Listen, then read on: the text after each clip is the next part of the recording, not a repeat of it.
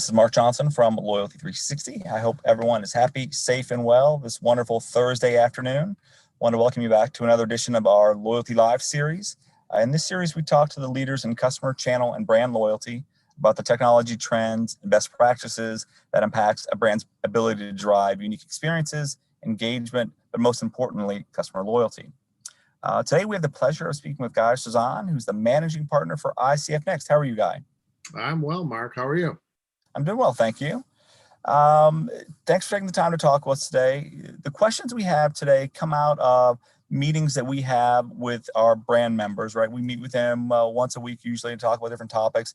And we had a meeting a couple of weeks ago when they were talking about tier management, what to do, obviously with COVID, a lot of challenges potentially in your loyalty program, especially for, mid or upper level tiers. So these are some questions that come from that meeting, and definitely looking forward to hearing your responses because they're very timely and important to our audience. So looking forward to that. Great. Yeah, it's a very timely topic. Obviously, always important in the loyalty space, but with the COVID and the pandemic, brings some new aspects to it this year that I think brands are confronted with. Absolutely. So, as a thought leader of one of the vanguard in the industry, do amazing work not only at ICF, but your thought leadership is very well documented. What do you see at a high level around tier management, customer loyalty? What are some of the challenges or opportunities you're specifically seeing with you and your client set? Well, Mark, I think I would first frame a little bit that traditionally tier management and some of the challenges or opportunities that exist within it has been about treating your most valuable customers with a little bit more than you might be able to afford, your base or core customer, and hopefully aligning some of the investment that you make in loyalty, some of the value that you might provide for your customers, aligning more of that into the benefits that you might extend to members in your tiers. So historically, it's always been important, and over the years, there have been different structural aspects to how to ensure that you properly manage the number of customers that attain tier status. You properly manage the expense and the investment you make in what those benefits will be. I think this year, in many industries, there's either been a disruptive force and or interestingly enough, maybe a boom that has occurred relative to the pandemic. Certainly travel and hospitality and retail, has been disproportionately impacted and challenged. And other consumer goods or CPG maybe has fared better. In all cases, what it's introduced is the necessity to deal with real-time aspects of that. So what we saw brands doing was pivoting and saying, okay, we're going to extend the tier status, recognizing that your buying or travel behaviors are not the same in a pandemic that they normally would be. So we're going to give you a safety net and extend out that status. We're now seeing, as we're coming up on 2021, that a couple of different factors are coming into play. Do I, as a brand, continue to extend out that, and again, give a bit of that safety net and a bit of time for customers to return to a more normal period of buying or traveling? Or do I modify my structure in a temporary way for 2021 and make an accommodation that allows for customers to attain perhaps a tier status without the normal level of thresholds? Or the last aspect that we're talking a little bit with some brands about is, do you take it as an opportunity to completely reimagine your ongoing tier approach and make a more permanent pivot? Well, it's interesting. I think there's 2 points coming out of that. First off, kind of that proactive tier management, both published and unpublished, with programs, right? Because it's going to change. It's not just about points or rewards. It's really about keeping the program up to date. So that should be almost front and center, correct, with regard to making sure your tiers, your program is staying, very focused, but also very current, correct, with regard to changes, whether it's technology or just the operational construct of the program. I think that's correct. I think it's incredibly important to be very clear with those customers that, again, historically you've valued quite a bit. Therefore, you've kind of aligned more of your investment there and given them this benefit of being in a tier. It's very important that you're clear with them as to how you're handling this and what accommodations might you be making, what structural changes might you make, and how does that affect them? What's in it for them? And how are you as a brand, putting out a bit of a helpful hand, again, in a period that, no one planned for. There wasn't necessarily a playbook coming into 2020 to deal with a, once in a lifetime or once in 100-year pandemic. Interesting. No, I think you're absolutely right. One of the things that you touched on as well was this idea of, one of the things that came out in the meeting with the marketers is extensions, right? Hotels have done it with regard to their programs, right? Keeping it the same threshold because people aren't traveling as much. I'm not traveling as much. I'm sure you're not traveling as much. But then others where there was concern, right? If we extend it, are they truly going to be in the program? Should we give them a percentage of kind of a purchase or some sort of engagement criteria? So over the next 3 months, you make 1/10 the purchase you may have during a period of that time, or whatever it may be. You look at a way to create engagement, create some reciprocity, but you have buy-in versus just giving it away where you may never see that level of engagement again, potentially. Yeah, I think it's really smart to have a level of engagement. It's similar to that notion that I think, the best practitioners in loyalty have always held relative to enrollment in a program. It's much better to get Mark to raise his hand and say, I want to play, than to auto-enroll him in the loyalty program. So just like that, I think in this case, as we're making accommodations, structural changes, it's valuable, and you can get very creative with this, but it's valuable to put some sort of a engagement bogey on what they need to do to demonstrate that they're still there with you, right? There's something required, and it doesn't need to be significant, but having some level of engagement required, I think that's really smart. When you look at some of the macro forces that are in play, and I know not naming specific names, but you do a lot in kind of travel, entertainment, airlines, the macro forces that are in play, how should brands look at that, and how do they deal with that uncertainty, right? Obviously, it looks like there's going to be a vaccine, and mid next year, maybe earlier next year, there can be some potential upswings. But how do you help brands deal with those macro changes that are truly beyond their organizational structures? So part of it, I think, certainly what we're both having conversations with brands about it and hearing from some pretty respected brand leaders is, having a level of transparency with your customers about, again, how you're going to work with them during this very unusual time frame. And so I think, the clarity and the transparency is incredibly important. If you think about the drivers of loyalty, and we over the years have done a fair amount of research on more of the emotional drivers of loyalty, and things like trust and shared values, these are things that come into play and can help either drive or detract from the outcome of loyalty. And so from that standpoint, I think, giving a level of transparency, being very above board, if you will, or clear in your communications. And personally, I also believe that transparency can include, we don't fully know, when things will, quote unquote, become more normal. So maybe our structural change is for a more finite amount of time, and we're going to revisit it. So I think you can set expectations that, hey, we as a brand, do value you as a customer. We value your engagement and participation and, the tier status, if you will, that you've held in the past. But we also don't fully know how quickly things will change. And therefore, we're making some real-time decisions to try to continue to put you in a fair spot because again, you're a valued customers. But we may need to continue to evolve this a bit, and just know that we will continue to communicate to you. We will continue to be transparent with you on what our plans are, so that you have that confidence, have that trust. A couple follow-up questions to that.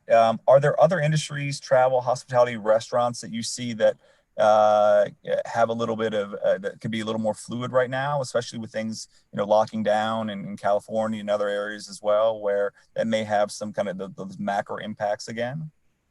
Yeah, I think those industries are spot on.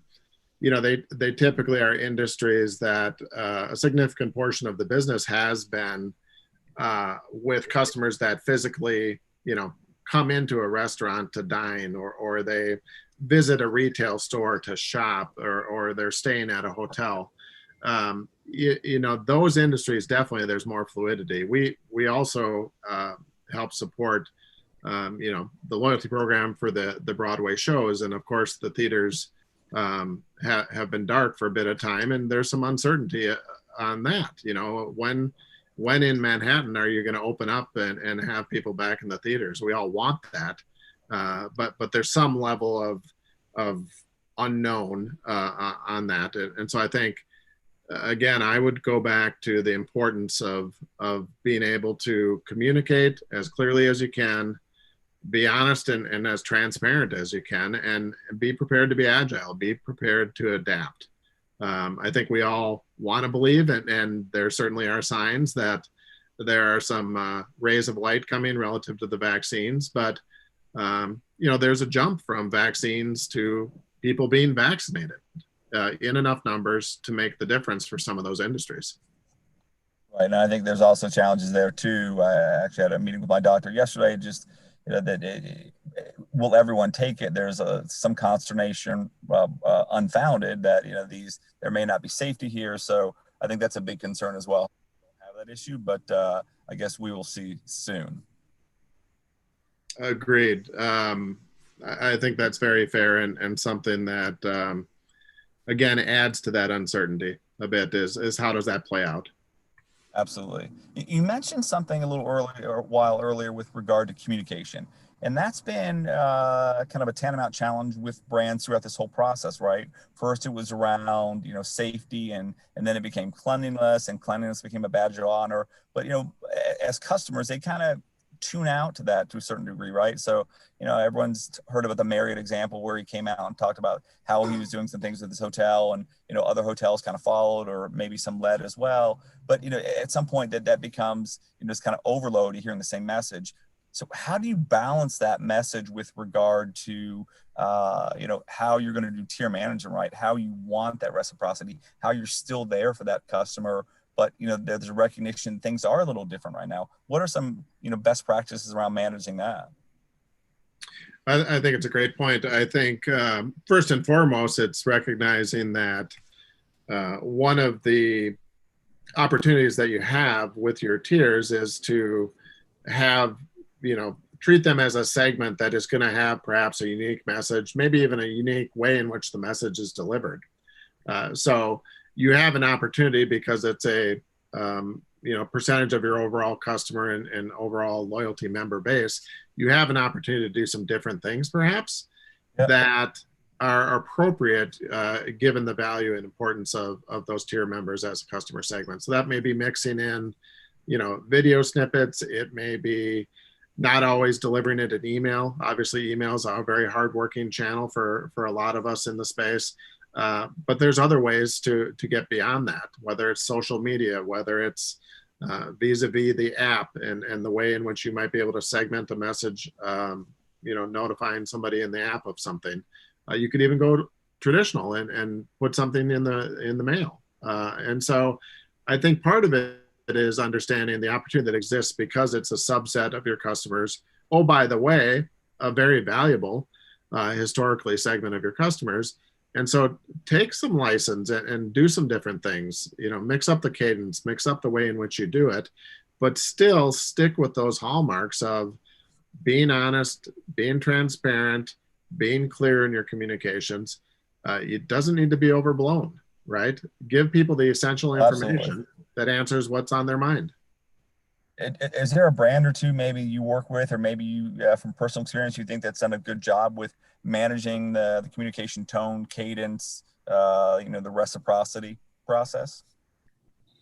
Well, I think, quite frankly, I would say in the travel and hospitality space, many of the brands have done a really nice job. We are fortunate enough to work with Hilton and Hyatt and Wyndham on the hotel side, and across the board, they and others in the space, to take it beyond some of the clients we're currently working with, they've done a nice job of pivoting. And you can get into the scorekeeping perhaps in life around, when you look at a category, who did it first and who did it best. There'll be time and space for that in the future. I think what I'm proud of, and I think has been really smart in that industry, in that particular part of the industry, there has been an earnest attempt by those brands to recognize the importance of the loyalty program, even more so the importance of those tier members, and to extend and accommodate in something, again, that had no playbook. Right. So when you look at, you talked about having a very proactive process, keeping your customer loyalty programs, the kind of the tiers, whatever, active and also current. But what about someone who doesn't have a tier structure right now? They may be interested in pursuing that now or in the future. What's your advice for them how to plan and execute that in a successful manner? So I think it's a great question. I think both for brands that have historically not had a tier structure, and or potentially for brands that want to totally take this opportunity to reimagine it. Yeah. My advice is to first and foremost start with the core principle that you do want to align the investment you make and the kind of value or benefits that you can package up into the tier. You want to align that relative to the customer value. One of the historic challenges with tiers is, oddly enough, it's kind of a look back at customer value, right? It's almost a lagging indicator in the sense that I achieved tier status because I flew 150,000 miles or I stayed 150 nights in a hotel. That doesn't necessarily mean that's what I'm going to do in the next 12 months, correct? So on that level, I think, as you were constructing a brand new tier, or if you're trying to reimagine your tier structure completely, how might you be able to put a little more predictive view into it and give the proper incentives and almost look ahead and try to say, okay, what does that future value look like for this customer? And not just customers that have historically been at a threshold that you would define appropriate for a tier level, but also what are those high potential customers that you can stretch up into that tier? So I think, you first and foremost got to get the financials right and understand what your investment can be. That will help you structurally set thresholds that properly size it. But, like anything with loyalty, we would look for a brand to successfully put things in that are very clear, straightforward, easy to understand. As marketers, we sometimes can be guilty of making things overly complicated in our effort to be sophisticated. But I think history would show that if you keep it clear and easy for folks to participate and get that value, that's where you're going to get the most benefit out of, launching a new tier and or reimagining your tier strategy. Okay. And back-end tiers are something that are obviously more and more important now. Impactful brands are doing it, right. So it's not necessarily a published tier, but it's a way of segmenting the database based on past, current, and potential engagement levels, right. So obviously you guys do an amazing job with your AI technologies and how you can look at next best action on an individual, more macro level. But are there some risks with regard to using back-end tiers, using some of that segmentation and communication pieces for a brand that may have negative implications for two people who may think they're the same, but they're not, and being treated differently? Or is that not as big a risk as I'm making it out to be? No, I think there is some risk of that. I think anyone that's ever had access to a loyalty program call center or has frequented blogs like Flyer Talk in the travel space, you know that it can be human nature to compare offers. Excuse me. So, that's definitely a potential risk. I think the kind of back channel underwater unpublished tier strategy, it allows you appropriately to have a little more control over what you might do, which is a benefit. But you do fall to the pitfall of that potential that a couple customers may compare it, and then all of a sudden you've got someone upset that their offer, the way in which you're extending that tier status and benefit to them, it's not as strong as somebody else. Right. So you're suffering from customers comparing within each other. The last thing I'd say in that regard, Mark, is again, there are advantages to it, but another disadvantage of that back channel and or underwater unpublished tier is that it's again rewarding someone almost for something that they did without understanding that you were going to reward them. So you've not put the carrot out in front of them and then they achieved it knowingly. You instead have said, hey, I'm giving this great benefit because I recognize your value and it's a surprise and delight. Now that can work, right? Right. We've seen that work, but that's an amazing point. Thinking about it in that regard, right, is a lot of times you're trying to get that kind of a best behavior, right, the optimal behavior of the customer.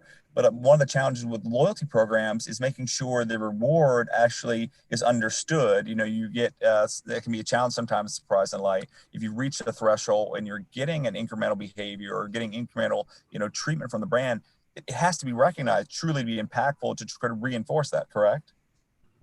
Oh, I think that's spot on. And I think, to give an example in my own experience where it has worked is Delta Airlines. One of the things that I've had happen just on a couple of occasions in life, but, sometimes when making a connection on an international flight through one of the major US hubs, I've seen this happen for me personally at JFK.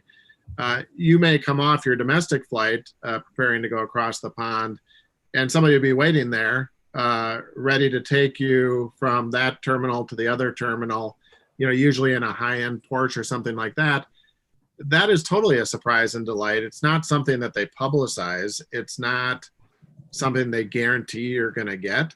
But it does add to the overall view of, hey, am I loyal to Delta? Are they recognizing the value of me being on their planes an awful lot? And so I think that underwater strategy can be effective, but the point you originally started this question with, there's some risks that can come into play. Why did he get the ride to the next terminal and I didn't?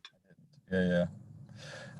What about premium loyalty? Obviously, premium subscription type programs are more frequent. Some are exceptionally successful in driving incremental behavior. Some are maybe not as much. But what about premium loyalty as a higher threshold tier in an existing tier structure? Or any ideas around when that may be appropriate and how to execute, or is that not something brands should consider? Well, I think it's certainly part of the playbook. I'm not necessarily coming up in real time with a bunch of examples that are memorable in my experience, but that certainly doesn't mean that it shouldn't be something to consider. I think my advice or counsel would be, you still want to look at how does that fit within the overall proposition or packaging of benefits? How does it fit from a cost or investment standpoint into what you're able to put into that customer or that customer segment? So even from a premium standpoint, I think, some of the same core principles will apply. And I always encourage the idea that get as creative as you can, because part of the construct, it depends on the industry, but part of the construct or challenge that you may have oftentimes is that, your tier looks just like everybody else's, and therefore, is it compelling? Is it differentiating? And is it doing what you need it to do? And perhaps premium, as an example, would be one way to make that more compelling. Okay. Second last question we have today is, looking at the brand, the products they have, the services they have, Obviously, more expensive products usually have a longer kind of purchase cycle, potentially, correct? Cars, whatever it may be, go versus going to the grocery store. Are there considerations based on kind of the product set, product price, purchase frequency that could impact a brand's tier strategy? Yeah, I think that it's absolutely something that has to be considered. I think there are things that as the price goes up, oftentimes to the point you made, there's a longer cadence in between purchases. And therefore, when you do find those moments, you probably have to be a bit more strategic or selective with where you want to reward and what value makes the most sense to reward when you do that. So, you compare that to, again, the retail space, the restaurant space, hospitality, travel. There can be a lot of frequency there. And so I may always be getting part of my tier benefits because I get to board the plane early. I get to, have bags that I check with no fee. Those are always on benefits in a tier. I think in this other case that you've described here, it's incredibly important to say, what's the right timing for when I would want to extend some benefit? And then what's the appropriate value? What can I do to keep them engaged between what is naturally a longer period of time when they may be making a buying decision with my brand? And the last question I have for you today, any kind of best practices, a piece or two advice, and you talked about earlier, making sure that the program's always being monitored, right? It's not a kind of set it and forget it. Are there, anything else that brands should consider when they look to optimize their tier processes? I think, for me, the natural place that is not easy, but I think is important is, again, trying to figure out how you appropriately set the tiers, not just that they, reward and give benefit to the customers that you already have at that level, but that they're drawing up and migrating up customers that, see it as a benefit, and by seeing it as a benefit are giving you more. They're giving you more share, they're giving you more frequency, they're giving you more spend, whatever that is. I think it's important to try to stretch and drive that incrementality. And, you are defending a lot of times those uber valuable customers. And so it's not that you forget about them, but what's not as often thought about, and I think brands really need to remember, is how do we migrate up and elevate some of the customers into the tier and make sure the tier is working against that objective. Okay, interesting. Well, Guy, as always, it's a pleasure speaking with you. It's always great to speak with someone who has such a great depth in the industry, and you came away with a couple of things that I hadn't thought about and I hadn't heard before. So very impactful. We're definitely looking forward to getting this out and getting it back to the members. I think it's definitely helpful. And again, thank you very much for taking time to talk to us today. Appreciate the opportunity. Thanks, Mark. All right. Thank you.